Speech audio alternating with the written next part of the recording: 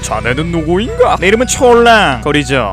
코난 극장판은 1기부터 7기까지를 황금기라고 부릅니다. 최근에 나오는 극장판들은 추리의 비중이 적거나 말도 안 되는 액션이 있거나 그것도 아니라면 너무 특정 인물 중심적으로 흘러가는 경우가 많은데 1기부터 7기 극장판의 경우 추리, 액션, 스토리의 개연성 등등이 거의 완벽하다고 볼 수 있어서 많은 사람들이 이때의 극장판을 명작이라고 부르는 경우가 많습니다. 그래서 오늘은 코난 극장판 황금기의 끝자락에 있었던 극장판 미궁의 십자로의 TMI에 대해서 알아보는 시간을 가져보겠습니다. 우선 미궁의 십자로라는 극장판은 2003년에 개봉했으며 일본의 교토란 지역을 배경으로 삼고 있습니다. 참고로 이 극장판이 개봉한 연도에 태어난 아이들이 지금 성인이 돼가지고 대학에 가서 술 마시고 놀고 있습니다. 아주 그냥 세월이 너무 빨라가지고 이 하레비는 눈물이 폭포수 마냥 흐르는. 아무튼 바로 전에 개봉했던 극장판 베이커가의 망령은 영국을 배경으로 펼쳐져가지고 그 다음 극장판인 미궁의 십자로는 일본 현지를 배경으로 한 것 같아 보였습니다. 이 교토를 배경으로 해서 그런지 극장판이 진행되면서 교토의 관광지라던가 풍경 같은 것이 굉장히 많이 보입니다. 그래서 이 극장판을 보면 교토에 직접 온 것 같은 기분을 느낄 수 있으며 벚꽃이 흩날리는 걸 보고 있으면 괜히 커플이 아닌데 커플이 된 것 같은 기분을 느낄 수 있습니다. 그리고 현타가 오죠. 지금까지의 극장판들을 보면 남도일이 주인공이 되고 도일이와 미란이의 애틋한 사랑 이야기가 주를 이루거나 아니면 코난이 간지나게 결국엔 사건을 해결하는 것이 주가 됐었습니다. 하지만 이 미궁의 십자라의 경우 하인성과 가영이의 이야기가 주가 되어가지고 처음부터 끝까지 하인성의 이야기로 시작해서 하인성의 이야기로 끝이 납니다. 애초에 이 사건이 일어나게 된 배경도 인성이가 첫사랑을 봤던 곳에서 주운 이상한 구슬 같은 것 때문이었고 인성이가 그 첫사랑을 찾기 위해서 교토에 오게 되면 이 모든 사건이 시작되기 때문에 인성이가 주가 될 수밖에 없었습니다. 보통 범인의 습격을 받고 나서 범인과 싸우는 것은 미란이나 코난이 하는데 이번 극장판에서는 가영이와 인성이가 범인과 마주하고 범인과 대결을 하게 됩니다. 이렇게 극장판 내내 인성의 비중이 커서 그런지 극장판 시작할 때 코난의 전체적인 배경을 설명하고 코난이 쓰는 발명품 같은 것들을 소개하는 시간에 보통은 코난이 설명을 하는데 이번 극장판은 인성이가 중간에 등장해가지고 같이 설명을 해줍니다. 이후로도 극장판에서는 진홍의 연가라는 극장판 말고는 하인성과 가영의 이야기가 이렇게 주가 된 적은 없었습니다. 원작에서는 둘의 이야기가 메인 스토리가 됐던 적이 꽤나 많은데 그 중에서도 극장판 마냥 재밌게 흘러갔던 것은 그리고 인어는 사라져버렸다 라는 에피소드가 있습니다. 안 보셨다면 보시는 것도 추천드리고 싶네요. 미궁의 십자로는 앞서 말했듯이 교토가 배경이 되는데 그래서 그런지 한국어로 번역하는데 문제가 굉장히 많았습니다. 교토의 거리를 배경으로 추리가 이어지며 가장 중요한 단서 역시 교토의 거리 이름에서 나오기 때문에 이것을 어떻게 한국어로 번역을 할지가 너무나 궁금했는데 그냥 일본어 그대로 쓰더군요. 아무튼 이렇게 교토의 거리가 추리하는데 굉장히 중요한 역할을 하며 일본어로 말장난을 해가지고 추리하는 스토리 덕분에 한국인이 보면 되게 이해하기가 어려운 부분이 많습니다. 그래서 솔직히 말하자면 저도 정확하게 어떻게 추리했는지는 잘 몰라요. 그냥 뭐 어디에 도토리가 있고 거기가 로카코인데 로카코에서 어디로 걸어가면 뭐 벤케이가 나오고 모르겠습니다. 그냥 직접 보시는 걸 추천드리죠. 이렇게 좀 이해하기 어렵다고 설명을 해놨는데 열심히 보다 보면 꽤 잘 짜여진 스토리라는 것을 알 수 있습니다. 거리 이름을 이용해서 추리를 하는 장면이라던가 범인이 어떻게 살해를 했는지 또한 어떤 식으로 알리바이를 만들었는지 등을 보면 대단히 생각을 많이 했다는 것을 알 수 있죠. 또한 코난 같은 경우 과학적인 트릭을 써가지고 보는 사람들이 절대로 추리를 할 수 없게끔 만드는 경우가 많았는데 이 미궁의 십자로 같은 경우는 말장난이라던가 심리적인 트릭을 써가지고 더 사람들이 감탄하게끔 만들었습니다. 물론 여전히 일반인이라면 추리를 할 수 없는 트릭이긴 했지만 그래도 8기 이후로 나오는 극장판에서 전개되는 말도 안 되는 트릭들을 본다면 정말 슈퍼선녀라는 것을 알 수 있죠. 이 미궁의 십자로 극장판에서 가장 많이 등장하는 이름들이 있는데 그것은 바로 미나모토노 요시츠네와 무사시보 벤케이입니다. 아마 저게 누구야? 라는 소리를 하는 분들이 꽤나 있을 것 같은데 극장판에서 뭉치가 똑같은 질문을 세모한테 했었습니다. 그러니까 만약 저게 누구야? 라고 물어보신 분들은 뭉치와 동급이라고 보시면 될 것 같습니다. 요시츠네와 벤케이는 일본 역사에 등장한 인물입니다. 벤케이는 전투의 전리품으로 천자로의 칼을 모으기로 했고 마지막 1000번째 상대가 요시츠네였다고 합니다. 마지막 1000번째 전투에서 벤케이는 요시츠네에게 패배했고 그 이후로 요시츠네의 충직한 부하가 됐다고 하네요. 이렇게 요시츠네와 벤케이는 함께 여러 전투를 나갔고 안타깝게도 벤케이는 요시츠네를 지키다가 죽고 요시츠네는 형의 미움을 사가지고 자살을 했다고 합니다. 참고로 극장판에서 이 벤케이와 요시츠네가 칼을 얻기 위해 다리에서 싸우는 장면을 인성이와 코난이 재현하기도 했습니다. 아무튼 이 벤케이와 요시츠네가 관련된 곳에 사건을 해결할 수 있는 단서가 있다고 생각한 인성이와 코난은 열심히 교토 시내를 돌아다니기 시작했고 나중에는 괴한의 습격까지 받게 되는 거죠. 만약 한국어로 어떻게 잘 로컬라이징을 했다면 김준추와 김유신 정도로 로컬라이징이 되지 않았을까 하는 생각이 듭니다. 이 극장판에서는 극장판을 통째로 아우르는 노래가 등장하는데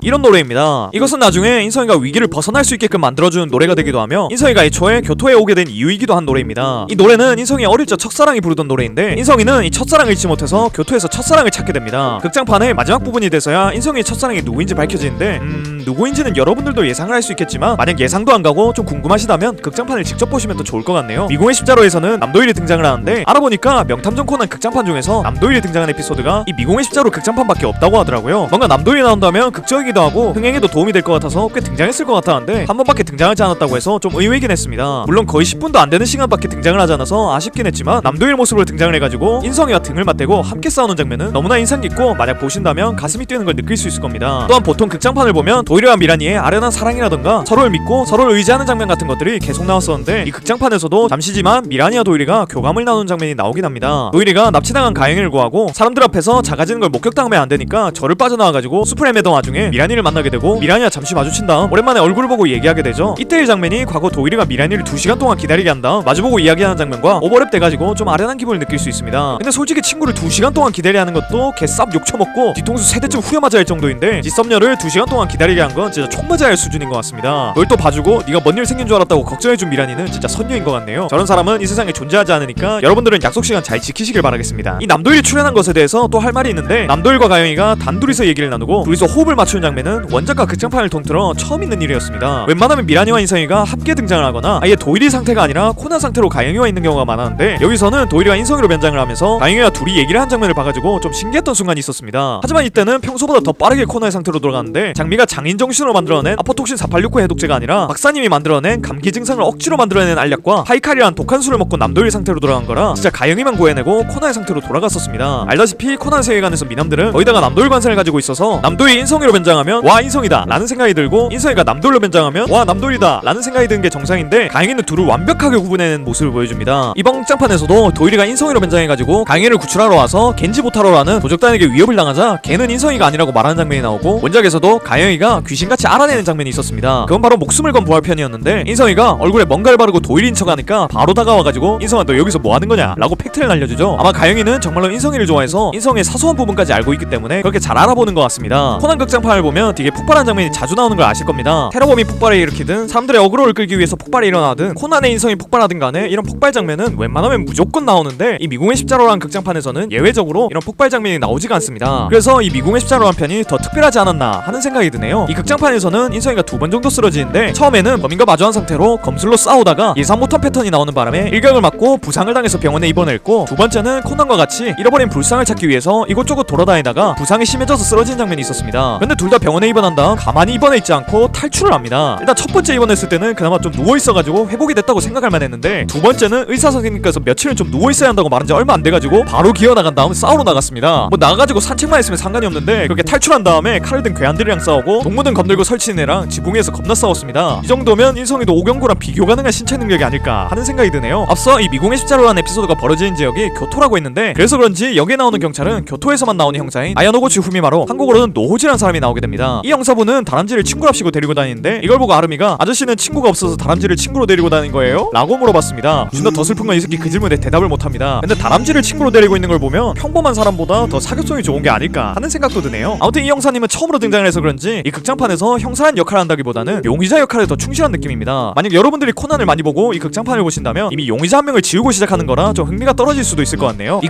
극장판에서는 어린이 탐정단의 분량이 굉장히 적은데 이것 덕분에 미궁의 십자로가 더 흥했던 게 아닐까 하는 생각이 듭니다. 원작이라면 모를까 극장판에서는 사건들이 급박하게 돌아가면서 추리를 빠르게 하고 웬만한 것들이 다 떡밥인 경우가 많은데 탐정단이 나오면 좀 루즈해지는 경우가 많아서 전 극장판에서 이렇게 탐정단의 분량이 적으면 꽤 흥미롭게 흘러가는 경우가 많은 것 같았습니다. 아마 이 정도가 미궁의 십자로에 대한 스포를 최대한 적게 하면서 여러분들에게 알려드릴 수 있는 최대한의 TMI인 것 같습니다. 원래라면 1기 극장판부터 하는 게 정상적이긴 하지만 뭔가 7기 극장판이 되게 어려워가지고 먼저 하는 게 낫다고 생각했습니다. 아마 제 채널을 보시는 분들이라면 이 극장판을 이미 보신 분들이 많을 거라는 생각이 드는데 여러분들은 이 극장판을 볼 때 이해가 잘 되셨습니까? 전 너무 일본에 대한 것들이 많이 들어가서 그런지 이해하는 것이 너무 어렵더라고요. 그래도 이야기 자체가 재밌게 흘러가서 나쁘지 않게 봤던 것 같습니다. 만약 제가 오늘 말했던 것들 중에 기억이 안 나는 부분이 있다면 다시 한번 이 극장판을 보시는 것도 나쁘지 않을 것 같네요. 오늘도 이렇게 시청해주셔서 너무 고맙고 전 더 재밌는 영상으로 돌아오겠습니다. 그럼 다음 시간에 만나요.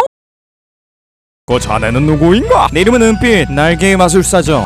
저번에 미궁의 십자로라는 극장판의 TMI에 대해서 알아본 적이 있었습니다. 미궁의 십자로 TMI를 하고 나서 1기로 다시 돌아갈지 아니면 8기 극장판으로 할지 고민을 엄청 했었는데 1기 시한장치의 마철로부터 6기 베이커가의 망령까지는 거의 코난 극장판 황금기라고 부를 수 있는 시기라 이 극장판들은 아끼고 아끼다가 하는 게 좋아 보이더라고요. 그래서 오늘은 8기 극장판 은빛날개 마술사의 TMI에 대해서 알아보겠습니다. 첫 번째, 은빛날개 마술사는 7기 극장판인 미궁의 십자로에 이어 일본에서 2004년 4월 17일에 개봉했습니다. 그러니까 지금 고3 수능 치는 친구들과 동갑이라고 볼 수 있는 극장판이죠. 두 번째, 궤도 키드가 나온 두 번째 극장판입니다. 3기 극장판 명탐정 코난 세기말의 마술사에 이어서 두 번째로 출연했죠. 키드가 처음으로 나왔던 세기말의 마술사에서는 오프닝에서 코난의 정체를 아는 인물에 키드가 없었는데, 이번 은빛 날개 마술사 오프닝에서는 코난의 정체를 아는 인물에 키드가 언급이 됩니다. 이걸 보면 진짜로 세기말의 마술사부터 키드가 코난의 정체를 알아낸 것으로 추정되고, 이 설정이 원작까지 영향을 준 것으로 보이네요. 세 번째, 이 극장판에서는 두 가지 사건이 등장하는데 이 두 가지의 사건이 잘 연결된다는 느낌을 주지 못합니다. 첫 번째 사건은 연극을 보면서 키드가 물건을 훔치려고 시도하는 사건, 그리고 두 번째 사건은 비행기에서 일어나는 사건 등이 있죠. 다른 분들은 어떻게 느끼셨을지 모르겠지만 저는 이 극장판을 보면서 처음에 연극을 보다가 코난이 키드를 쫓는 부분과 비행기에서 일어나는 사건들이 전혀 연결이 안 되고 아예 다른 사건처럼 보였습니다. 이전 극장판들은 폭발이라며 폭발로 주구장창 이어진다거나 가상세계로 들어간다면 가상세계로 이야기를 풀어나가는 등 좀 일관된 모습들을 많이 보여줬었는데, 이번 사건의 경우 약간 서로 다른 에피소드를 어색하게 이어붙인 것 마냥 묘하게 흘러간다고 느꼈습니다. 물론 저희 주관적인 의견일 뿐 제대로 이어진다고 느끼시는 분들도 많을 겁니다. 아무튼 저는 이렇게 만들지 말고 8기 극장판 은빛 날개의 마술사라는 이름처럼 그냥 비행기 씬을 위해서 빌드업을 쌓다가 비행기에서 사건을 일으키고 이번 극장판이 아닌 다른 극장판에서 연극과 관련된 에피소드를 풀어냈으면 어땠을까 하는 생각도 들었습니다. 네 번째, 은빛 날개의 마술사라는 제목은 흰색 행글라이더를 타고 다니는 키드를 말하는 의미일 수도 있지만 비행기를 의미하는 말로도 해석이 가능합니다. 다섯 번째, 남도일과 코난이 동시에 등장을 합니다. 극장판 같은 경우 키드가 남도일로 변장해서 코난과 같이 등장한 경우가 은근히 많습니다. 대표적으로 세기말의 마술사, 천공의 난파선 등등이 있고, 이번 사건 역시 키드가 남도일로 변장해서 등장을 합니다. 다른 극장판과 살짝의 차이점이 있다면 다른 극장판 같은 경우는 코난을 도와주기 위해 키드가 남도일로 변장한 경우가 많은데, 이번 사건의 경우는 키드가 보석을 훔치기 위해서 남도일로 변장을 했다는 점입니다. 그래서 처음에 남도일이 등장했을 때 코난이 당황해가지고 저거 키드다! 라는 말을 했고, 나카모리 경부가 남도일의 볼을 잡아당겨보기도 했습니다. 하지만 애초에 남도일하고 키드가 비슷하게 생겨서 그런지 들키지 않았고, 코난 역시 지가 남도일이라고 밝힐 수도 없는 노릇이라 키드가 남도일로 변장한 상태로 나댈 수 있는 환경이 만들어집니다. 여섯 번째, 보통 극장판의 경우 박사님이 어린이 탐정단에게 말장난 퀴즈를 내는데, 이번 극장판의 경우 남도일로 변장한 키드가 아이들에게 퀴즈를 냅니다. 이 퀴즈 같은 경우는 일본어 말장난과 관련된 경우가 많아서 번역하기도 어렵고 한국인들은 웬만하면 못 푸는데, 이번 극장판 말장난 퀴즈 같은 경우는 저도 풀 수 있을 정도로 쉬웠습니다. 물론 제가 요즘 들어서 애니를 존나 많이 봐가지고 오타쿠라 풀 수 있었던 거일 수도 있는데 아무튼 풀기 쉬웠습니다. 일곱 번째, 다른 극장판에 비해서 추리 파트는 좀 풀기 쉬웠다는 느낌을 많이 받았습니다. 코난을 많이 보신 분들이라면 대충 에피소드의 범인이 어떤 행동을 하는지 그리고 어떤 식으로 생겼는지를 알 수 있는 능력이 생겼을 겁니다. 저 역시 하도 많이 봐가지고 코난의 범인들을 알아내는 노하우 같은 것들이 있는데, 일단 첫 번째로 아이들이 뭔가를 만지려고 하면 굳이 이상한 이유를 들어서 만지지 못하게 하는 사람이 있다면 그 사람이 범인입니다. 범인이 특정 물건을 만지지 못하게 하는 이유는 보통 거기에 독이 묻어있기 때문이고, 사람을 죽일 정도로 피도 눈물도 없는 사람이지만 아이들은 아껴주는 어느 정도 따뜻한 사람이기 때문에 그런 행동을 보이기 때문이죠. 그리고 두 번째로 이상할 정도로 정상적으로 보이는 사람이 있다면 그 사람이 범인입니다. 코난 같은 경우는 용의자들이 전부 수상해야 정상인데 그 중에서 특출나게 정상적이게 보이는 사람이 있다면 보통 반전을 준답시고 그 사람을 범인으로 만드는 경우가 많습니다. 이 은빛 날개 마술사에서는 이 두 가지 패턴이 동시에 등장해서 아마 이 극장판을 보신 분들이라면 극장판 시작할 때부터 아, 저 새끼가 범인이겠구나 라는 생각을 하셨을 겁니다. 추가적으로 이 극장판의 경우는 추리 비중이 매우 작습니다. 비행기에서 사람이 죽고 나서 10분도 안 돼가지고 코난이 범인을 밝혀낸 걸 보면 그냥 원작 코난보다도 추리 비중이 적은 게 아닐까 하는 생각이 들더라고요. 여덟 번째, 앞서 추리 비중이 적고 추리하기가 굉장히 쉽다는 식으로 말했는데, 이와 비슷하게 키드의 정체 역시 굉장히 알기가 쉽습니다. 이 극장판에서는 사건이 두 개가 부자연스럽게 이어진다고 말해드렸는데, 이 두 개의 사건에서 전부 키드가 다른 모습으로 변장합니다. 첫 번째, 공연장에서 키드가 변장한 사람은 두 명으로 남도일과 어떤 경비원이었습니다. 남도일로 변장한 경우는 누가 봐도 키드니까 알아볼 수 있었고, 경비원으로 변장했을 때도 눈썰미 좋은 코난을 무시하는 것 마냥 겁나 티나게 변장을 했었습니다. 그래서 코난에게 성광탄을 먹이고 옥상으로 튄 다음 아주 간지나게 둘이 마주한 장면이 나오기도 했죠. 그리고 두 번째 사건은 비행기에서 일어나는데, 원래 오지 않기로 되어 있던 인물이 갑자기 비행기에 나타나서는 피해자에게 인사를 하고, 조금 시간이 지난 뒤 비행기를 운전하는 기장이 기절해버리니까 갑자기 등장해서는 자신이 직접 비행기를 운전해버리는 등 누가 봐도 이 새끼가 키드구나 라는 것을 알 수 있게끔 행동을 합니다. 솔직히 저는 그냥 대놓고 키드란 것을 알려주는 거였구나 라는 생각을 했는데, 나중에 코난이 존나 특유의 재수없는 표정을 지으면서 너 키드지? 이런 말을 하는 모습을 보고 아, 저거 숨긴 거였어? 라고 감탄했던 기억이 있네요. 아홉 번째, 앞서 추리 비중도 작고 키드의 정체도 대놓고 보여줘가지고 별로다 라는 식으로 말을 했었는데, 액션 같은 경우는 꽤 괜찮습니다. 첫 번째 사건에서 키드와 코난이 행글라이더와 낙하산으로 공중에서 추격전을 하는 장면과 달리는 기차에서 서로 마주하는 모습은 꽤 긴박해 보였으며, 두 번째 사건에서 비행기가 추락할 뻔해가지고 다시 원래대로 돌리는 장면과 착륙할 곳을 잃어서 별 수 없이 부둣가에 경찰차들을 세워놓고 긴급하게 착륙하는 장면 등은 다른 극장판과 비교해봐도 잘 만들었다는 생각이 들 정도입니다. 물론 이건 역시 저희 주관적인 생각일 뿐, 다른 분들은 경찰차들이 저렇게 대놓고 테두리 형식으로 차려대는 게 말이 되냐 라는 식으로 불만을 터뜨릴 수도 있을 겁니다. 열 번째, 여기서도 코난의 하와이 드립이 나옵니다. 극장판에서는 유독 코난의 하와이 드립들이 많이 나오는데, 이번 극장판도 하와이의 소나기에서 벗어나지 못했습니다. 키드가 코난에게 비행기 운전하는 법을 어디서 배웠냐고 하니까 코난이 하와이에서 아버지에게 경비행기 운전하는 법을 배웠다고 말합니다. 저번에도 말했지만 남건이 어린 남도일에게 하와이 가자고 속인 다음에 어디 무인도에 가둬 놓고 일주일 동안 생존해보라는 식으로 훈련을 시킨 게 아닐까 하는 합리적 의심이 듭니다. 11번째, 키드는 좀 뒤질 것 같으면 런을 칩니다. 이 극장판에서 기장이 기절해가지고 코난이 운전을 살짝 하다가 키드가 운전을 대신해서 하게 되는데, 원래 착륙하기로 했던 공항에 착륙하지 못하고 연료가 모자란 상황이 되자 비행기 운전을 한 번도 해본 적 없는 특수부대 출신 여고생에게 비행기 운전을 맡기고 바로 빤스런을 쳐버립니다. 그리고 나서 사실 내가 비행기에서 탈출했던 거는 너네가 착륙을 잘할 수 있게끔 경찰들을 몰고 와가지고 표시선을 만들어주려고 했던 거다 라는 식으로 나오긴 했는데, 제가 봤을 때 키드 이 새끼 비행기 안에 있으면 살아날 가능성이 존나 낮아가지고 탈출했던 게 틀립니다. 12번째, 미란이는 여기서 코나의 정체를 알아낼 뻔했습니다. 극장판 마지막 부분에 미란이가 비행기 운전을 하다가 자신감을 잃어가지고 모든 걸 포기하려고 하자 코나는 비행기 안에 있는 전화를 이용해 미란이에게 전화를 해서 용기를 북돋아줍니다. 근데 비행기가 심하게 흔들리는 바람에 남도일의 목소리가 아닌 코나의 목소리까지 전화에 들어가게 됐고, 그것 때문에 미란이가 이상하다고 생각했는데 마지막에 비행기에서 나와가지고 구급차에서 치료를 받고 있을 때 키드가 다가와서는 미란이에게 말을 건 덕분에 아까 비행기에서 전화를 건 사람은 도일이가 아니라 키드였구나 라는 식으로 오해를 합니다. 근데 뭐 이 정도로 코나의 정체를 알아냈다면 진작에 미란이는 코나의 정체를 알아냈을 것 같긴 하네요. 13번째, 이 극장판에서 모든 사건의 원흉이었던 비행기 기장은 아마 감옥에 갈 것 같습니다. 애초에 기장실로 승무원도 아니고 전 승무원이었던 사람을 들여보내고 그 사람이 손등에 키스라고 존나 거만하게 행동하는데 거부하지 않고 좋다고 키스를 한 다음 복 묻은 손으로 빵 먹다가 기절해가지고 그 비행기에 탄 사람들이 전부 죽일 뻔했으니 살아 돌아간다고 해도 해고당하거나 엄청난 징계를 받을 것 같네요. 참고로 이 친구가 기절한 덕분에 민간인이 비행기 운전을 했고, 그로 인해 공항의 관제탑 일부분이 부서졌고 공항이 아수라장이 됐으며 활주로가 아닌 곳에 착륙을 하는 바람에 그곳에 있던 시설 몇 개를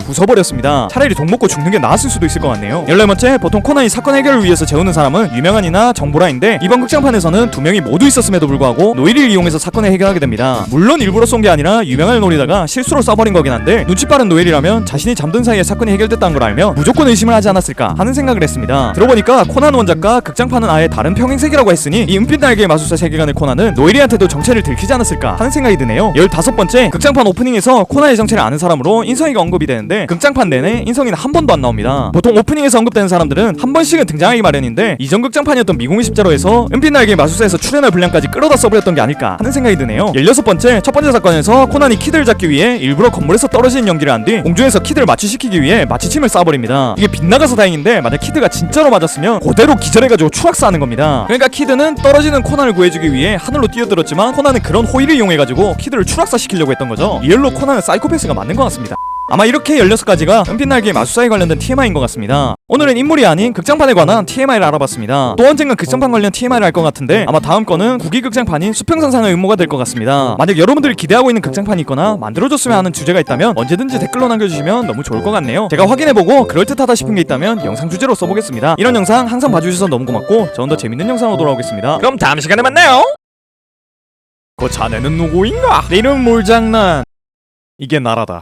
저번에 8기 극장판 은빛날개의 마술사 관련 TMI 영상을 만든 적이 있습니다. 이제 8기 극장판을 했으니 당연히 9기 극장판을 해야겠죠. 오늘은 9기 극장판 수평선상의 음모에 대한 TMI를 알아보도록 하겠습니다. 첫 번째, 수평선상의 음모는 2005년 4월 9일에 일본에서 개봉했습니다. 제가 10년생 초등학생이니까 제가 태어나기도 전에 나온 영화.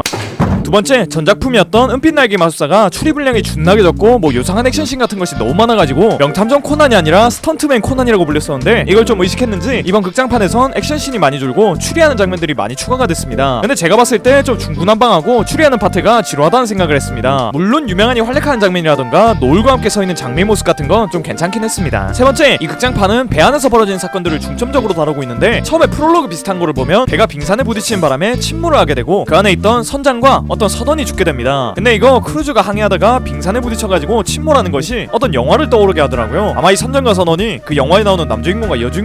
네 번째, 이 극장판에선 늘 그랬듯이 어린이 탐정단이 등장하는데 세모가 좀 심각하게 음흉한 모습을 보여줍니다. 배 안에서 장미가 씻으러 간다고 하니까 갑자기 지 혼자서 급발진하면서 씻으러 간다고? 라고 하는데 장미가 저 변태 새끼 뭐지? 하는 표정으로 왜 같이 씻을래? 라고 하니까 세모는 얼굴이 빨갛게 변하면서 정신을 못 차리는 모습을 보입니다. 이 새끼 초등학생이 아닌 게 분명해요. 다섯 번째, 다들 아시다시피 코난과 유명한이 가는 곳마다 사건이 일어나게 되는데 이 사실은 코난에 나오는 등장인물들 역시 인지하고 있습니다. 그래서 배에서 사건이 일어나는 바람에 경찰들이 헬기를 타고 배에 오게 되는데 반장님과 신형사 백형사가 또 유명한 탐정님이 있는 곳에서 사건이 일어났네요 라는 식으로 말을 합니다. 그러다가 백형사가 이러다가 우주에서도 사건이 일어난 거 아냐? 라는 말을 했는데 우주랑 살짝 엮인 극장판이 실제로 개봉하게 됩니다. 백형사 당신은 도대체. 여섯 번째, 이 극장판은 더빙 성우진들이 빵빵한데 범인 역할을 맡은 성우분들이 미륵을 연기하셨던 구자영 성우님이 나오시고 여자 범인 역할을 맡으신 분이 가영이 역할을 맡았던 정미숙 성우님이셨습니다. 그러니까 이제 남도일 역할을 맡은 강수진 성우님, 장미 성우를 맡고 계신 우정신 성우님이 각각 이누야샤랑 상고 역할을 맡으셨으니까 이 수평선상의 음모라는 극장판에서는 이누야샤 성우진이 다 출연하고 계신 거라고 보시면 됩니다. 근데 여기서 2명은 범인 역할이고 2명은 탐정 역할 쪽을 맡고 있으니 이누야샤 하다가 뭐 문제가 생겨서 내부 분열이 생긴 게 틀림없어 보이네요. 7번째, 이 극장판의 초반부를 보면 장미와 보라가 순례를 맡고 다른 아이들이 숨는 숨바꼭질을 하게 됩니다. 그래서 보라는 개노잼 하면서 지루해 하는데 장미는 약간은 흥미로운 표정을 짓습니다. 어른스러운 장미가 왜 이런 놀이에 흥미를 느끼는지 좀 의문이 생길 수도 있는데 장미는 늘 쫓기는 입장이었다가 이번에 쫓는 입장이 돼서 흥미를 느낀 것 같았습니다. 8번째, 아까 성우 얘기를 했었는데 이번 극장판에서는 돌아가신 짱구 아빠 성우이신 오세홍님이 나오십니다. 비교적 존재감이 적은 캐릭터를 연기하시긴 했지만 보면서 그리운 목소리가 들리니까 반가운 느낌이 들더라고요. 9번째, 이 극장판에서는 남을 생각하는 마음이라는 주제가 부각이 됩니다. 살인사건이 일어나니까 어린이 탐정단 친구들이 도대체 왜 사람이 같은 사람을 죽이는 걸까? 라는 의문을 제기했고 장미가 사람에겐 감정이 있어서 우정이나 애정이란 감정도 생기긴 하지만 원한이나 질투 같은 것도 생겨서 별 수가 없다고 말을 해줍니다. 그러자 몽치가 우리 엄마 아빠도 맨날 싸우는데 서로 안 죽인다고 하니 박사님이 그건 너네 부모님이 서로를 배려하는 마음이 있기 때문이라고 말해줍니다. 그리고 이 배려라는 단어는 이 극장판이 끝날 때 한 번 더 나오게 됩니다. 근데 좀 이 배려라는 메시지를 전달하는 게 되게 좀 어거지입니다. 이건 나중에 다시 설명하도록 하겠습니다. 다음 10번째, 여기에 단역으로 나오는 승무원이 있는데 존나 예뻐요. 솔직히 개인적으로 미란이나 보라보다 훨씬 예뻐 보이는데 얘네 둘 중에 한 명을 교체해서 이분이 출연해주시면 너무 좋을 것 같아요.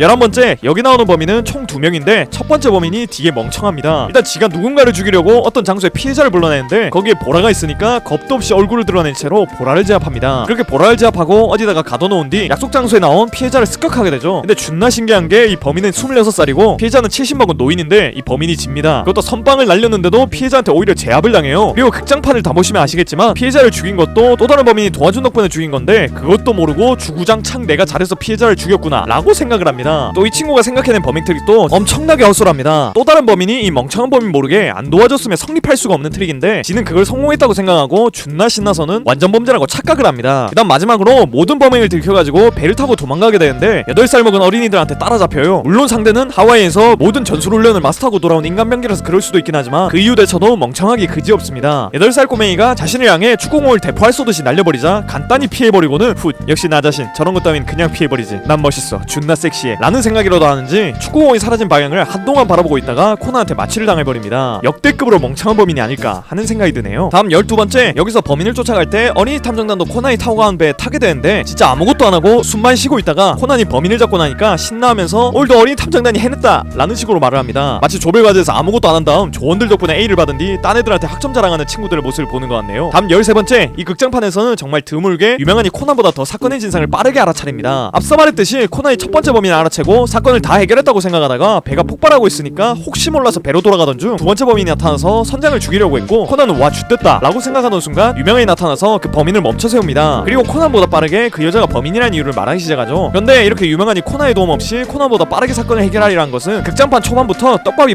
뿌려졌었습니다. 초반에 오프닝 할 때 코난 유명한을 소개할 때 원래라면 잠자는 명탐정 유명한이다 라고 소개하는 게 다였는데 이번 극장판에서는 아저씨 언제쯤 혼자서 사건을 해결할 거예요? 라는 식으로 말을 해줍니다. 아마 코난 좀 보신 분들은 바로 이번 극장판에서는 유명한이 활약하겠구나 라는 걸 예상했을 거라고 생각이 드네요. 14번째, 코난은 경찰들이 사건에 대해서 회의할 때 원래라면 절대로 그 근처로 얼씬도 못할 테지만 특유의 은신하는 스킬을 써가지고 어떻게든 잠입을 하게 되고 경찰들이 사건 해결에 난항을 겪고 있으니까 힌트를 주러 나가줍니다. 근데 그 힌트가 사람들을 깜짝 놀라게 해주고 콜라를 흔들면 터진다는 것을 얘기해줬는데 콜라가 터진다라는 것만 듣고 사람들이 성광탄이란 것을 추리해냅니다. 생각이 어떻게 흘러가면 콜라에서 성광탄으로 가는 건지 전혀 이해가 안 되네요. 아마 제가 봤을 때 경찰들이 전부 다 정답을 알고 있었는데 주인공인 코난이 활약해야 하니까 존버하다가 걔가 힌트 비스무리하는 걸 주면 그때서야 알았다는 듯이 연기한 걸로 보이네요. 15번째, 아까 코난이 첫 번째 범인을 쫓아갈 때 보트를 타고 갔다라고 말했고 다시 크루즈 쪽으로 돌아왔다는 식으로 말을 했습니다. 크루즈 쪽으로 돌아올 때는 타고 왔던 배를 안 타고 제트스키 같은 것을 타고 가는데 크루즈에서 나올 때보다 시간이 2배 이상으로 걸리게 됩니다. 분명 크루즈에서 배 타고 나와가지고 범인을 쫓을 때 길어봐야 5분 정도를 타고 가는데 돌아갈 때는 제트스키 타고 10분 이상을 타고 갑니다. 제가 봤을 때 이 새끼 크루즈 터질까봐 쫄아가지고 일부러 느리게 갔는데 그렇게 느리게 갔는데도 유명한이 범인 잡을 못하는 바람에 별 수 없이 침몰하는 크루즈에 탄 걸로 보입니다. 16번째, 여기서 미란이 겁나 안 걸립니다. 이 극장판에서 미란이가 어떤 대회에서 우승을 해가지고 탐정단 친구들이 미란이를 축하해주자는 의미로 조개를 사용하여 메달을 만들어주자 라는 식으로 말을 합니다. 하지만 애들이라 아직 손재주가 부족했는지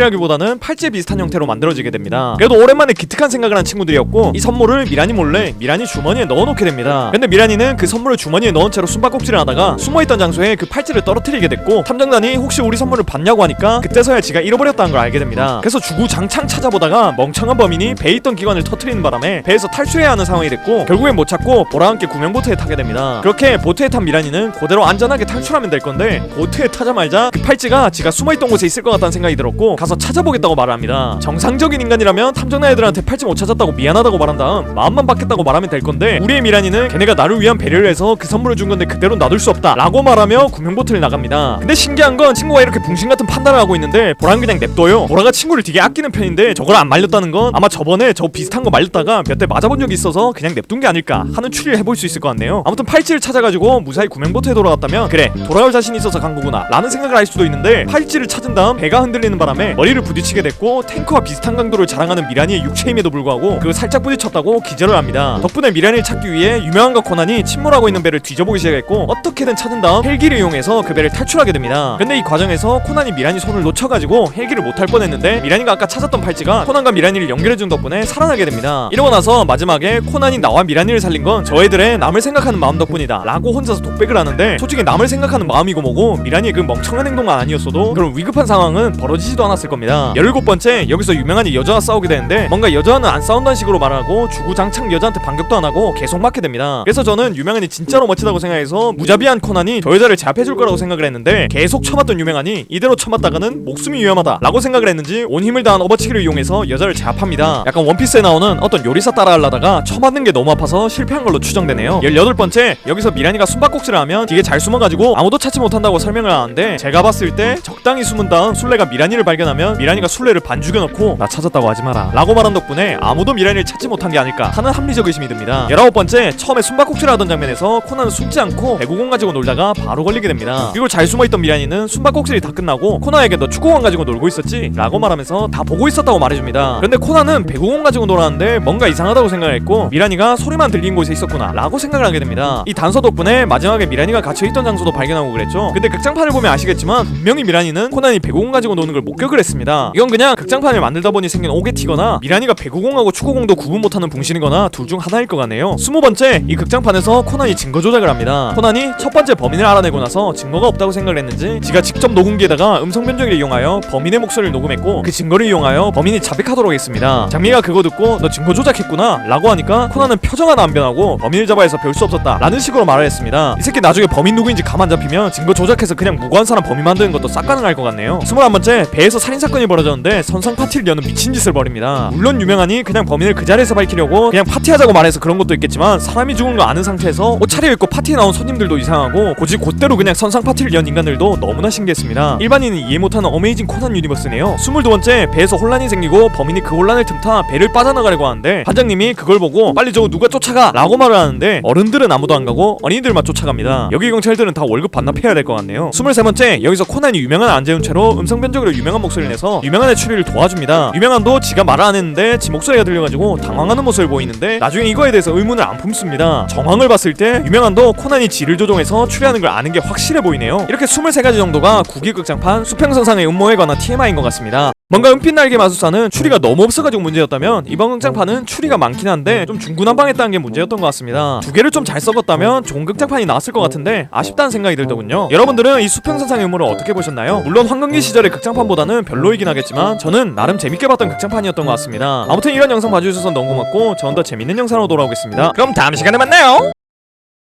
그 자네는 누구인가? 내 이름은 3단 고음이죠.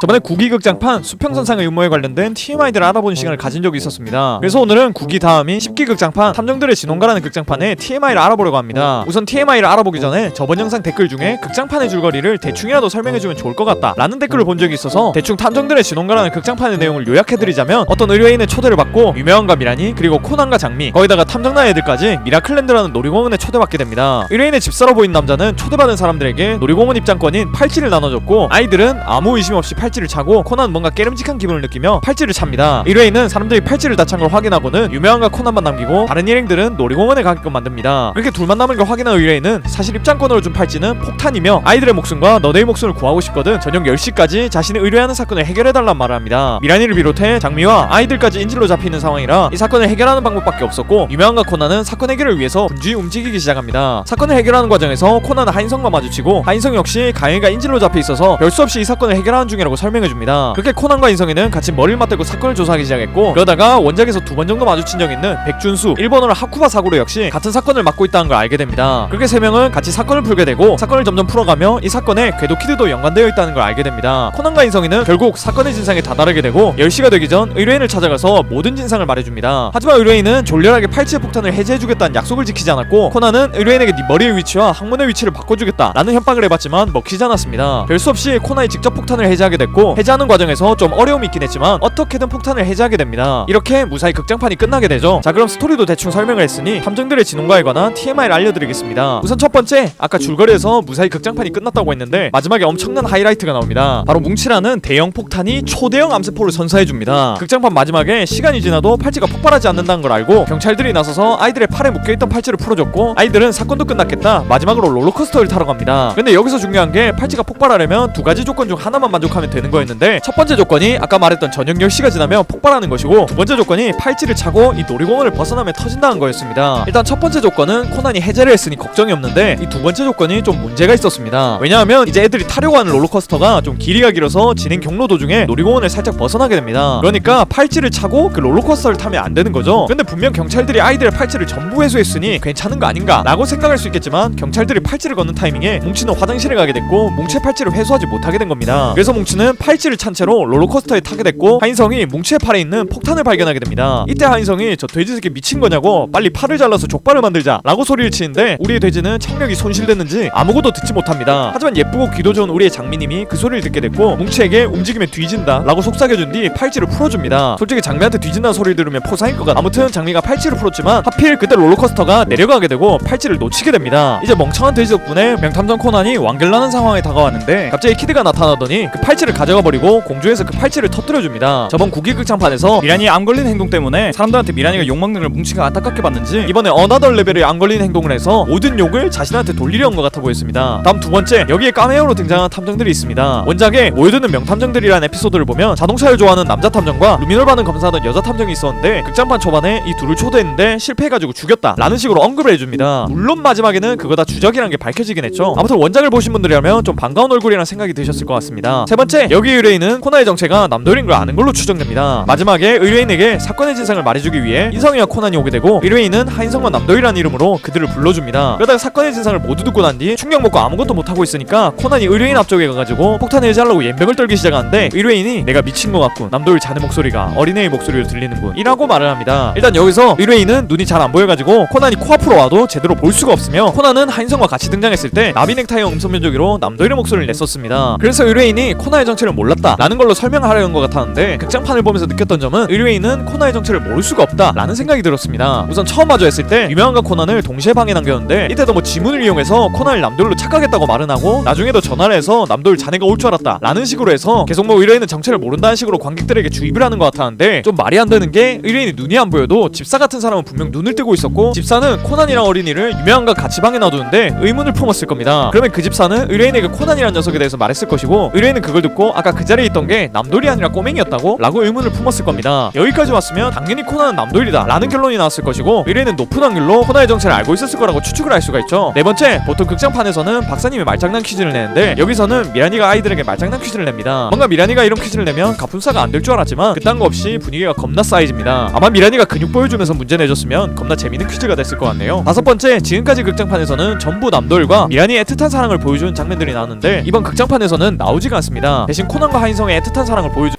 여섯 번째, 앞서 줄거리 설명할 때도 말했지만 코난에서 나왔던 잘생긴 애들이 다 나옵니다. 아마 하인성, 남도일, 궤도키드, 백준수 이렇게 잘생긴 애들 4명이서 3사조라고 불린 것 같은데 얘네가 다 나와요. 물론 백준수는 궤도키드가 변장한 모습이긴 했지만 그래도 이 4명이 활약하는 극장판이라 꽤 재밌게 볼 수 있었습니다. 일곱 번째, 보통 궤도키드가 극장판에 나오게 되면 무조건 남도일로 변장을 하는데, 이번 극장판에서는 남도일로 변장을 하지 않습니다. 앞서 말했듯 매직카이토란 만화에서 자신의 라이벌로 나오는 백준수로 변장을 하는데, 사건을 해결하기 위해서 보라의 팔찌를 훔치게 됩니다. 저는 극장판 처음 봤을 때 보라가 팔찌 잃어버렸다는 거에 그닥 관심이 없었는데, 있었는데 영상 만들려고 다시 보던 중 백준수와 코난 일행이 어떤 괴한에게 습격당했을 때 백준수의 팔찌에 노란색 페인트가 튀었다는 걸 봤고 그 페인트가 나중에 보라 가방에서 나온 팔찌에서 발견된 걸 보고 키드가 보라의 팔찌를 훔쳤다는 걸 알게 됐습니다. 이건 저처럼 코난을 대충 봤다면 그냥 지나쳤을 수도 있을 것 같네요. 여덟 번째, 여기서 하인성이 잿더리로 유명한 애 뚝배기를 후립니다. 원래는 이상한 추리하고 있는 유명한을 재우기 위해 코난이 마취침을 갈기려고 했는데 조준 실패로 딴 사람을 맞추게 되는 상황이 오자 하인성이 그냥 마냥 잿더리로 뚝배기를 후려버립니다. 코난도 잿더리로 유명한 뒤통수 후린 적이 있는데 진짜 친구는 끼리끼리 사귀는 것 같네요. 아홉 번째, 아까 뭉치가 이 극장판을 쌉 하드캐리했다고 했는데 이거 경찰이 잘만 했으면 이런 상황은 오지도 않았습니다. 코난이 팔찌가 폭발하지 않게끔 만들어 놓자 경찰들이 아이들의 손목에 있는 팔찌를 회수하기 시작했는데 분명히 뭉치 거를 걷지 않았음에도 숫자가 맞다고 하면 그냥 넘어가 버립니다. 이게 경찰들이 숫자를 셀 줄 모르는 개 멍청한 집단이라고도 볼 수 있지만 경찰도 좀 변명할 거리가 있습니다. 경찰들은 회수해야 할 팔찌의 개수를 예를 들면 10개 정도로 계산했다면 그 10개 중에는 보라의 팔찌는 제외되어 있었을 겁니다. 왜냐하면 보라의 팔찌는 잃어버렸다고 초반에 말했었거든요. 근데 키드가 사건을 다 해결하고 다시 보라에게 팔찌를 돌려줬고 보라는 가방을 뒤져보다가 팔찌를 발견하고 멍 때리던 중 경찰이 그 팔찌를 회수해 가버립니다. 그래서 뭉치의 팔찌 없이 10개란 팔찌를 회수하게 됐고 모든 팔찌를 회수하게 된 거라고 착각을 한 거죠. 그래서 그런 대참사가 일어날 뻔한 거라고 변명을 할 수가 있는데 솔직히 진짜 그저 변명일 뿐 정당화되는 건 아닙니다. 경찰들이 4명밖에 없는 애들 중에 한 명이 화장실 간 걸 캐치 못한 것도 말이 안 되고 팔찌가 은근히 커가지고 뭉치가 그걸 차고 다녔으면 누군가 한 명쯤 봤을 만도 한데 못 봤다는 게 너무 이상합니다. 그러니까 뭉치는 원래 뇌가 없었다며 경찰들은 퇴근하고 싶어가지고 뇌를 비워버렸다고 보는 게 맞을 것 같네요. 10번째, 이 극장판에서는 10이란 숫자가 유독 강조됩니다. 애초에 사건을 풀어야 하는 제한 시간도 저녁 10시였고 폭탄이 멈춘 시각은 오후 9시 59분 59초 10이었으며 폭탄을 멈춘 패스워드는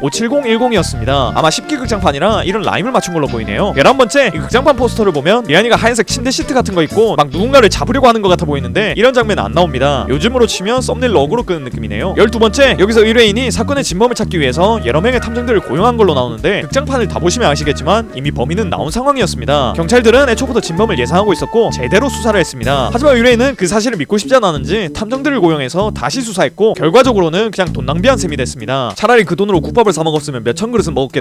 13번째, 여기 어떤 도둑이 나오는데 신종 자살 방법을 선보입니다. 처음에 이 도둑이 코난의 원탑 인질인 아르미를 인질로 잡았다가 보라의 방해 때문에 아르미를 놓아주고 다른 여자를 인질로 잡는데 그게 오용사였습니다. 그 도둑은 바로 수플렉스 당하고 리타이어 당했고 이걸 보고 나니까 범인들이 왜 보라나 아르미만 인질로 잡는지 알 것 같더라고요. 다른 애들을 잡으면 지가 뒤지니까 살고 싶어서 쟤네만 인질로 잡는 거였습니다. 14번째, 이 극장판에서 장미가 아주 귀여운 모습을 보여줍니다. 물론 가영이와 미란이를 밖으로 내보내지 않기 위해서 연기를 한 거긴 했지만 되게 지켜주고 싶고 귀엽게 나와서 장미 팬인 저로서는 아주 행복한 장면이었습니다. 15번째, 이 극장판은 2006년에 개봉했습니다. 이걸 원래 첫 번째로 말했어야 했는데 겁나 깜빡하고 있었네요. 아무튼 이렇게 15가지 정도가 10기 극장판 탐정들의 진혼가에 대한 TMI인 것 같습니다. 솔직히 말하자면 저 10기 극장판이 잘 이해가 안 됐습니다. 하지만 우리 잘생긴 탐정 친구들이 3명이나 등장하고 거기다가 보너스로 키드까지 등장해가지고 추리고 뭐고 간에 되게 재밌게 봤던 것 같네요. 아마 여러분들도 이렇게 느꼈을 거라고 생각이 듭니다. 아무튼 이런 영상 봐주셔서 너무 고맙고 전 더 재밌는 영상으로 돌아오겠습니다. 그럼 다음 시간에 만나요.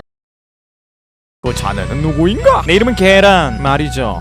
지난번에 12기 극장판 전율의 악보에 대한 줄거리와 TMI를 알아보는 시간을 가져봤었습니다. 그러면 이번에는 13기 극장판에 대해서 알아볼 시간이겠죠? 오늘 알아볼 극장판은 13기 극장판 7획의 추적자입니다. 우선 7획의 추적자에 대한 TMI를 알아보기 전에 이 극장판을 보신 지 오래돼서 내용이 기억이 안 나시거나 이 극장판을 본 적이 없는 분들을 위해서 대충의 줄거리를 요약해드리겠습니다. 현재 코난 세계관에서는 5건의 연쇄살인 사건이 있었습니다. 이게 연쇄살인 사건이 아닐 수도 있지 않나 하는 생각이 들 수도 있는데 그 5건의 사건에서 피해자들 옆에 마작패가 남겨져 있었기 때문에 동일범이 벌인 연쇄살인 사건이라고 본 거죠. 그리고 이렇게 5건의 사건이 있고 나서 얼마 시간이 지난 뒤 어떤 남자가 브레이크 사고로 죽어버립니다. 그리고 그 남자 옆에도 마작패가 남겨져 있었고 5번이었던 연쇄살인 사건이 6번으로 늘어나 버렸습니다. 이 전대미문의 연쇄살인 사건으로 인해 경찰 모두가 사건 회의를 하기 위해서 경시청으로 모였고 경찰의 특별 자문을 하기 위해서 유명한 탐정 역시 경시청으로 오게 됩니다. 코난과 미란이도 유명한을 따라 경시청에 오게 되는데 뭔가 오늘따라 코난에게 관심을 보이는 사람들이 많아 보입니다. 아무튼 수사회의는 시작됐고 지금까지 일어난 6건의 사건들을 돌아봤습니다. 6건의 사건에서 발견된 마작패에는 알파벳들이 적혀 있었고 마작패에 어떤 표시가 적혀 있었다고 합니다. 경찰들은 분명 피해자들이 더 생길 거라고 예상했고 지금까지 희생당한 피해자들의 공통점을 찾은 뒤 다음으로 희생당할 사람과 용의자로 의심되는 사람들을 추려보기로 하죠. 그렇게 회의는 끝나고 경찰들끼리 도란도란 얘기를 나누고 있었습니다. 코난도 그 사이에 끼어서 경찰들의 얘기를 듣고 있었는데 갑자기 경찰 중에서 가장 능력이 없는 정영일 형사가 화장실에 갔다 오며 7살 꼬마라는 노래를 흥얼거리면서 나타납니다. 7살 꼬마는 검은조직 보스의 이메일 주소를 눌렀을 때 나오는 멜로디였고 코난은 방금까지 검은조직의 멤버가 이곳 경시청에 있었다는 걸 직감합니다. 그래서 재빠르게 창문으로 밖을 살펴 살펴봤고 어떤 사람이 진의 검은색 포르쉐를 타고 가는 걸 목격합니다. 코난은 왜 검은 조직이 위험을 감수하면서까지 이 경찰회의에 참석했는지, 그리고 이 연쇄살인 사건과 검은 조직이 뭔 관련이 있는지 궁금해지기 시작했습니다. 그렇게 시간이 조금 지나고 경찰회의가 한 번 더 열렸는데 거기서 도일의 이름이 언급됐습니다. 원래 도일이가 경찰들을 도와서 사건을 해결하곤 했는데 요새 들어서는 좀 나타나지 않는 것 같다고 뭔 일 생긴 거 아니냐는 말이 나왔죠. 이런 말이 나오자 신형사가 최근에 도일이가 테이탄 학교 축제에서 경찰들을 도와 사건을 해결했으니 뭔 일은 안 생긴 것 같다고 말했습니다. 근데 분명 도일이가 그 사건을 해결할 때 본인이 사건을 해결했다는 건 비밀로 해달라고 했었는데 신형사가 입이 심하게 싼 것 같네요. 아무튼 이런 얘기를 하던 중 야마토 형사가 이번 사건의 용의자로 의심되는 사람이 어떤 백화점에 나타났단 말을 했습니다. 그래서 경찰 모두가 그 백화점으로 출동했고 코난은 그냥 길 걸어가고 있었는데 경찰차들이 막 줄지어서 이동하는 걸 보고 이거 보면 뭔가 있다 싶어서 따라가 봅니다. 백화점에 도착한 경찰들은 용의자를 발견하고 조용히 접근해서 체포를 하려고 했는데 왜 따라왔는지 전혀 이해가 안 가는 개미패 캐릭터 정영일이 나대다가 경찰 수첩을 놓쳐버렸고 그걸 본 용의자는 경찰이 왔다는 걸 알게 됩니다. 용의자는 위협을 느꼈는지 옆에 있던 여자를 인질로 잡고는 도망가려고 했습니다. 그걸 보고 있던 코난은 바로 살인슛으로 범인을 저격했고 범인은 쓰러져 버립니다. 그렇게 범인은 경찰에게 체포됐고 코난은 왜인지 용의자에게 찾아가지 않고 아까 인질로 잡혔던 여자를 찾아갑니다. 사실 그 인질은 베르무트가 변장한 사람이었죠. 코난은 베르무트에게 왜 조직에서 이 사건을 줬는지 물어봤고 베르무트는 이번 사건의 피해자 중에 일반인으로 위장한 조직원이 있었고 그 조직원이 조직의 정보가 담긴 메모리 카드를 가지고 있었는데 이번 사건의 범인이 조직원을 죽이고 메모리 카드를 가져갔다고 하네요. 아마 범인은 메모리 카드에 뭐가 담겨있는지 모르고 가져간 것 같았고 조직원들은 그걸 회수하기 위해 이 사건을 쫓는 거라고 하네요. 그리고 저번 수사회의 때 베르무트가 다른 경찰로 변장해서 잠입했었는데 그것은 거기에 모인 경찰 관계자들을 하나하나 살펴본 다음 그들 중 하나로 변장하기 위해서 간 거였습니다. 그리고 이번에 일반인으로 변장해서 경찰대 사이에 나타난 건 자신의 경찰로 변장시켜준 조직원이 경찰대 사이에 잘 섞여있는지 확인하기 위해서 온 거였죠. 그러니까 결론적으로 여기 있는 경찰 중 한 명은 검은 조직원 중 한 명이 변장한 것이고 진짜 경찰은 어딘가에 납치되어 있다고 보면 될 것 같습니다. 베르무트는 경찰에 숨어든 조직원의 이름은 아이르시라고 말해주고는 더 자세한 것은 말해줄 수 없으니 알아서 알아내라고 한 다음 자리를 떠났습니다. 한편 경찰들은 또 다른 용의자를 제보받게 됩니다. 그래서 신형사 오형사는 그 용의자를 찾아갔지만 이미 용의자는 자리를 비운 상태였습니다. 그렇게 다음날이 됐는데 전날 용의자로 의심됐던 사람이 죽은 상태로 발견됐습니다. 역시나 그 사람 옆에는 마작패가 있었고 연쇄살인사건의 피해자는 7명으로 늘어나게 됩니다. 그렇게 얼마의 시간이 지나고 아이리시로 추정되는 사람이 코나의 지문을 채취해와서 남도일의 지문과 비교하게 됩니다. 그 결과 둘의 지문은 일치했고 이 사실을 진에게 알려줍니다. 하지만 진은 남도일이 누군지도 모르는 것 같았고 아이리시는 이 건에 대해서는 일단 넘어가기로 합니다. 다음날 코나는 학교에 왔는데 자신이 차력으로 만들었던 돌고래의 등지느러미가 사라졌다는 걸 알아챘습니다. 그리고 조금 있다 미라니한테서도 연락이 왔는데 도리가 썼던 흑기사의 투구가 부서졌다는 연락이 왔었죠. 코나는 자신의 정체가 들켰다는 생각이 들었고 일단 주변 사람과 연락을 자제하면 사건을 빠르게 풀어나가기로 했죠. 코나는 사건을 풀기 위해 이곳저곳을 돌아다녔고 그 결과 2년 전 어떤 호텔에서 있었던 화재 사건과 이번 사건이 관계가 있다는 걸 알아냈습니다. 그리고 2년 전 사건을 알아내는 과정에서 이번 사건의 유력한 용의자인 미즈탄이라는 사람에 대해서도 알게 됐습니다. 미즈탄이라는 사람은 나나코라는 여자와 연애를 했었는데 그 연애를 나나코의 집안 사람들이 엄청 반대했었다고 합니다. 그래서 둘은 사랑의 도피를 하며 돌아다녔고 그러다 어느 날 어떤 호텔에 들어갔다고 합니다. 미즈탄이는 호텔에 나나코를 놔두고 잠시 친구를 만나러 갔고 미즈탄이가 나간 사이 호텔에서 불이 났다고 하네요. 갑자기 불이 나는 바람에 사람들은 탈출하기 위해서 엘리베이터를 타러 갔고 나나코 역시 엘리베이터를 탔었다고 합니다. 근데 그 엘리베이터의 정원은 7명이었고 마지막 8번째 사람이 타기 위해 엘리베이터에 원래 타고 있던 나나코를 내쫓아버렸고 그 결과 나나코가 죽은 거라고 하네요. 이렇게 나나코를 희생시키고 살아남은 7명이 이번 연쇄살인 사건의 피해자 7명이었습니다. 코나는 미즈탄이라는 사람을 찾기 위해 나나코의 집에 가게 됐고 나나코의 오빠라는 사람을 만나게 됐습니다. 나나코의 오빠는 얼마 전 미즈탄이를 마주친 적이 있었는데 미즈탄이가 용서할 수 없는 사람이 8명이 있고 아직 한 사람이 남았다 라는 말을 중얼거린 걸 들었다고 했습니다. 코나는 분명 엘리베이터에 있던 사람 7명이 다 죽었을 텐데 한 명은 대체 누굴까 라는 생각을 하며 미즈탄이가 있을 거로 예상되는 도쿄타워로 출발을 했습니다. 한편 도쿄타워는 현재 칠석 축제 중이라 사람이 많았고 TV로도 도쿄타워의 실황을 중계 중이었는데 TV에 코난이 도쿄타워로 들어간 게 중계됐습니다. 그리고 그 중계를 보라가 보고 있었고 미라니에게 코난을 봤다는 식으로 설명을 해줬습니다. 미라니는 괜히 불안해졌고 코난을 찾기 위해 도쿄타워로 출발을 하죠. 그 와중에 경찰들 역시 미즈탄이를 범인으로 확신하고 미즈탄이가 있을 거로 예상되는 도쿄타워로 출발합니다. 경찰들은 도쿄타워에서 내부를 뒤져보다가 전부 누군가의 습격을 받고 쓰러져 버립니다. 진심 경찰들 개 많이 들어가는데 전멸해요. 존나 말도 안 되는 것 같긴 한데 그냥 피곤해서 누워 자는 거라고 생각해야겠습니다. 한편 코난은 도쿄타워에서 미즈탄이를 만났고 미즈탄이에게 혹시 용서할 수 없는 사람 8명 중에 한 명이 본인인 거냐고 물어봤습니다. 미즈탄이는 맞다고 대답하며 나나코 없이 살고 싶지 않았고 어차피 이대로 잡히면 사형이니까 죽는 게 맞다고 생각했답니다. 코난은 미즈탄이가 사람을 죽이지 않았다는 걸 알고 있다고 다른 누군가가 미즈탄이 보고 죄를 뒤집어쓰고 자살하라고 지시한 거 아니냐고 물어봤습니다. 그리고 미즈탄이에게 이런 일을 시킨 사람 역시 이 도쿄타워에 와 있었는데 범인은 바로 나나코의 오빠였습니다. 나나코의 오라버니는 나나코를 뺏어간 미즈탄이를 용서할 수가 없었고 이번에 나나코를 죽게 만든 사람들과 함께 미즈탄이 역시 죽이려고 했던 거였죠. 근데 사실 죽은 7명의 피해자들은 엘리베이터에서 나나코를 내쫓은 게 아니라 나나코가 그 7명을 위해서 양보를 한 거였습니다. 그래서 이 7명의 피해자들은 매년 나나코의 기일마다 나나코의 집에 꽃을 놔두고 간 거였죠. 나나코의 오빠는 이 사실을 알고 있었지만 미즈탄이에게 얘기를 안 해준 거였고 미즈탄이는 이 사건의 내막을 모른 채 그 사람들을 죽이는데 찬성한 다음 나나코를 죽게 만든 자신 역시 죄를 뒤집어쓰고 자살하려고 했던 거였죠. 미즈탄이 이오타니는 사건의 전말을 듣고는 자살하려고 했던 마음을 걷어버렸고 나나코의 오라버니에게 자수하라고 말했습니다. 그러자 나나코의 오라버니는 열받아가지고 칼 들고 설치려고 했는데 마츠모토 관리관이 나타나서 오라버니를 제압해버립니다. 근데 분명 경찰들 전부 다 밑에서 드르렁하고 있는데 왜 얘만 깨어있는 걸까요? 사실 이 마츠모토 관리관은 진짜 경찰이 아니라 아이리시가 변장한 경찰이었습니다. 아이리시는 오라버니가 가지고 있던 검은 조직에 대한 정보가 담긴 메모리 카드를 집어들며 코난에게 네가 남도일인 걸 알고 있다고 말했습니다. 하지만 아직 검은 조직 전체에게 남도일의 정체를 말하진 않았는데 그 이유는 진을 줏대게 만들기 위해서였습니다. 진은 아이리시가 아버지처럼 따르던 피스코를 죽인 남자였고 복수를 하고 싶었다고 하네요. 그래서 이번에 진에게 책임을 묻기 위해 남도일을 보스한테 데려가러 가는 거라고 합니다. 코난은 아이리시에게서 진짜 광기를 받고 이대로 있다간 뒤질 것 같아서 존나 튀기 시작했습니다. 몇 번 위험하긴 했는데 주인공 버프를 이용해서 아이리시가 가지고 있던 총을 뺏어버립니다. 근데 그때 진이 타고 있는 헬기가 나타났고 코난이 살짝 당황하는 사이 아이리시가 다시 총을 뺏어버립니다. 드디어 코난이 뒤지고 코난이 왕균이 나는 건가 하는 순간 진이 아이리시에게 전화를 겁니다. 진은 아이리시한테 메모리 카드를 찾았냐고 묻고는 그 메모리 카드를 보여달라고 말합니다. 그래서 아이리시는 메모리 카드를 보여주려고 하는데 갑자기 키안티가 아이리시를 저격해버렸죠. 보니까 진은 밑에 경찰들이 너무 많이 와가지고 아이리시를 구하는 건 불가능이라고 생각했고 그냥 아이리시를 죽여버리는 판단을 한 것 같았습니다. 약간 진은 팔에 인대 나가면 팔을 잘라버릴 것 같은 상남자인 것 같네요. 코난은 아이리시가 죽어가는 거 보고 방금까지 지 죽이려고 했던 걸 까먹었는지 도와주려고 합니다. 진은 아이리시 말고 다른 누군가가 있다는 생각이 들어서 도쿄타워를 향해서 헬기에 탑재된 기관총을 쐈는데 아이리시가 코난을 감싸줍니다. 아이리시는 코난에게 포기하지 말고 검은 조직을 쫓으란 말을 하고는 죽어버립니다. 아이리시가 적에서 동료가 되는 게 10분이 채 걸리지 않았습니다. 존나 얼척이 없긴 한데 도쿄의 랜드마크인 도쿄타워 근처에서 확인되지 않은 헬기가 떠다니는데 아무 조치도 않지 않은 경찰들이 더 얼척이 없으니까 넘어가는 걸로 하겠습니다. 아무튼 이때부터 헬기와 코난의 추격전이 시작됩니다. 원래라면 코난이 여기서 총 겁나 맞고 뒤져야 하지만 주인공 버프를 심하게 받아가지고 어떻게든 탈출하게 됐고 진이 타고 있는 헬기도 가로로 만들어버리면서 사건은 마무리됩니다. 대충 이 정도가 코난 13기 극장판 7회의 추적자에 대한 줄거리였고 이제부터 7회의 추적자에 관한 TMI를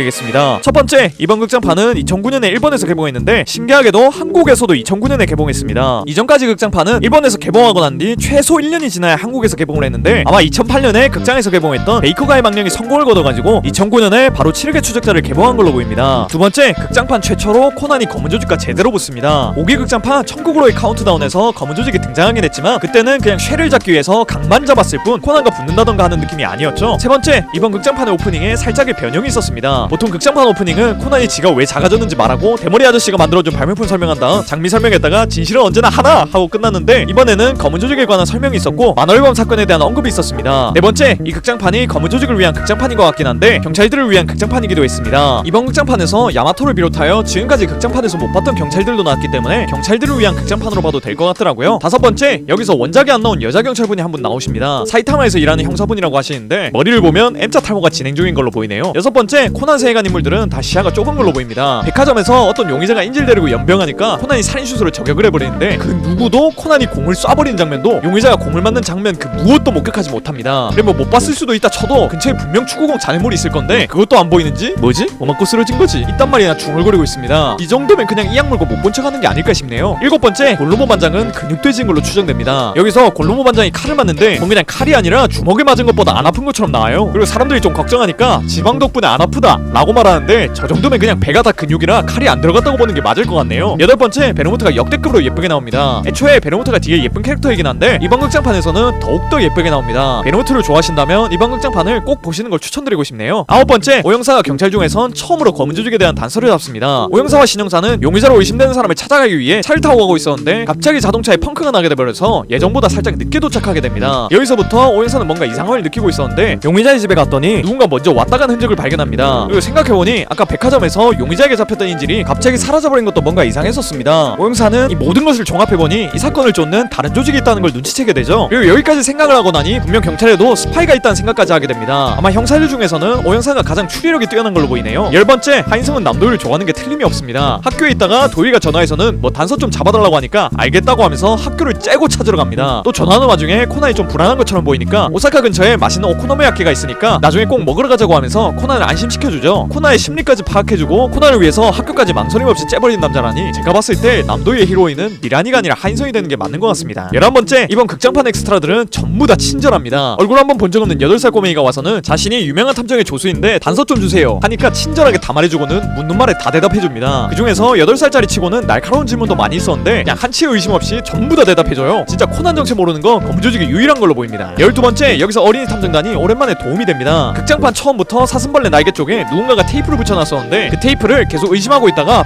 박사님의 조언을 듣고는 누군가가 도움을 요청하고 있다고 추리를 합니다. 그리고 지네끼리 숲으로 도움을 요청하고 있는 사람들을 구하러 가죠. 물론 지네끼리 단독 행동하는 부분이 좀 안 걸리긴 하는데 아무도 실천하지 않았을 행동을 실천한 덕분에 납치되어 있던 마츠모토 관리관을 구하게 되죠. 13번째, 여기서 진범을 알아내는 과정이 좀 허술합니다. 보통 범인을 알아낼 때 알리바이가 부족해서 알아낸다거나 아니면 범인이 현장에 놔두고 간 것, 아니면 다행 메시지 등등 좀 세세한 부분을 봐가지고 알아내는데 이번 범인은 그냥 꼼꼼하다는 것을 이유로 범인을 잡아냅니다. 나중에는 대충 산다는 걸 이유로 범인을 지목하는 게 아닐까 싶네요. 대충 사는 걸 이유로 범인을 잡으면 전 현행범으로 체포될 것 같습니다. 14번째, 여기서 미란이가 코앞에서 쏘는 총알을 보고 피합니다. 미란이가 총알 피하기 전에 도일이에 관한 회상을 하는데 도일이가 권총의 탄화 속도는 초속 350m 밖에 안 돼서 피할 수 있다 라는 식으로 말하는데 초속 350m에다가 밖에라는 단어를 붙이는 게 맞나 싶네요. 아마 얘네는 출근할 때나 학교 갈 때 좀 늦었다 싶으면 초속 350m 정도로 이동하는 게 아닐까 하는 생각이 드네요. 아무튼 미란이가 이렇게 총을 피하고 아이리시랑 스파링을 뜨게 되는데 처음에는 코난 세계관 최강자 탑3 안에 드는 인간답게 아이리시를 밀어붙입니다. 그런데 갑자기 아이리시가 얼굴 가면이 찢어지게 되고 미란이는 그 얼굴이 극혐이었는지 동료해가지고 밀리기 시작하더니 져버립니다. 미란이를 이기기 위해선 못생긴 얼굴을 가지고 있으면 될 것 같네요. 저도 미란이랑 싸우면 이길 수도 있을 것 같다는 희망이 생깁니다. 근데 왜 기쁘지 않고 슬픈 걸까요? 15번째, 코난이 아이리시랑 싸우면서 지금까지 많은 사람들을 죽여온 마치침과 살인슛을 쓰게 되는데 전부 안 먹힙니다. 아마 원작과 극장판을 통틀어서 처음이었지 않나 싶네요. 16번째, 비밀조직이란 놈들이 모든 사람들이 볼 수 있는 도쿄타워에다가 기관총을 쏴댑니다. 근데 심지어 한 발도 못 맞춰요. 그리고 더 신기한 건 지들이 총을 쏘고 있는 대상이 어린이인지 성인인지 분간을 못합니다. 중형차 바퀴보다 덩치가 작은 코난인데 이걸 모른다는 게 말이 되는 건가 싶네요. 아마 착한 거무조직이 모른 척을 해준 것 같습니다. 17번째, 보통 극장판에서는 살인슛을 이용해서 사건을 해결하는 부분이 많이 나오는데 이번에는 살인슛이 아니라 멜빵을 이용합니다. 멜빵을 이용해서 사건을 해결하는 게 좀 신박하긴 했는데 멜빵과 부서진 조명을 이용해서 헬기를 부수는 걸 보고는 머리가 좀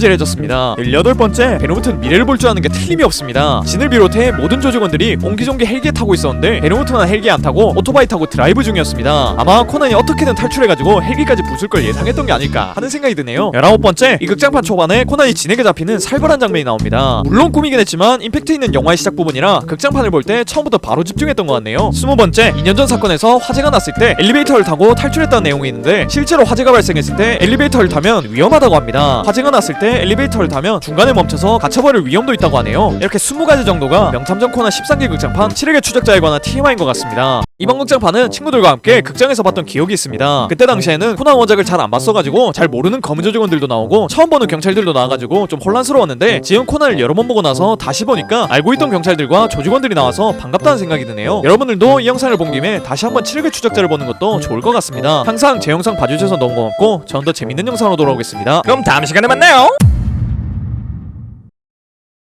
그 자네는 누구인가? 내 이름은 콜라는 펩시죠.